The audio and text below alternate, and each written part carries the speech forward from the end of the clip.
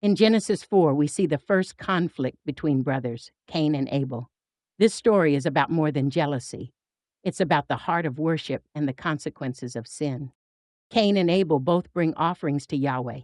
Abel brings the firstborn of his flock, the best he has, but Cain brings some of the fruits of the ground.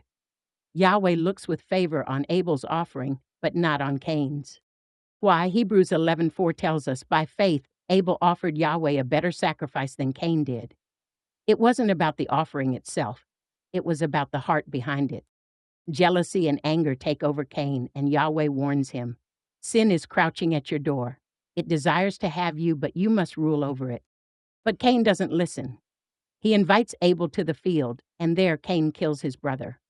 The first murder, the first shedding of innocent blood. Yahweh confronts Cain, asking, "Where is your brother Abel?" Cain responds, "I don't know. Am I my brother's keeper?" But Yahweh knows. He says, "Your brother's blood cries out to me from the ground." This isn't just about Abel's death. It's about the power of righteous blood.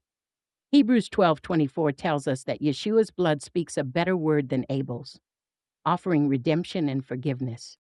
Cain is cursed from the ground, which will no longer yield its strength to him. He becomes a restless wanderer. Yet even in judgment, Yahweh shows mercy. He places a mark on Cain, protecting him from anyone who might seek revenge. Jubilees 4 gives us more detail, revealing that Yahweh gave Cain time to repent, but he hardened his heart. Cain's descendants become builders of cities, musicians, and craftsmen, but violence and sin continue to grow. Meanwhile, Adam and Eve have another son, Seth, and through Seth's line, people begin to call on the name of Yahweh again. This story is about choices. Cain chose jealousy and violence, but Seth's descendants chose righteousness.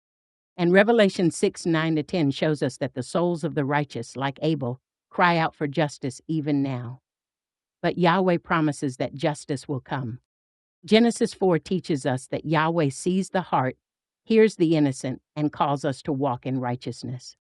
This is Torah to Testimony, unveiling the complete scriptures. Let's continue this journey together, from the first word to the final promise.